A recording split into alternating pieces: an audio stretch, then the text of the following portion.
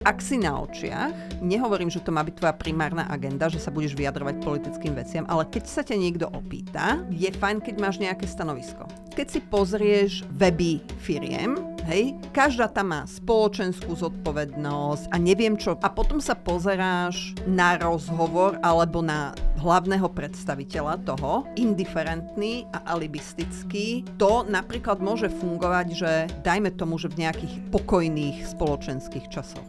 V momente, keď sú tie časy vyhrotené, v momente, keď si podnikateľ a nevyjadruješ sa k spoločenskému dianiu alebo politickej situácii alebo čomukoľvek, automaticky, že je to dobrá vec, ak toto nevie zniesť podnikateľ, tak sa pýtam, ako kvalitný je on podnikateľ, pretože to je len že ďalšie riziko, ktoré si zaradí do skupiny operačných rizík a vie s ním pracovať.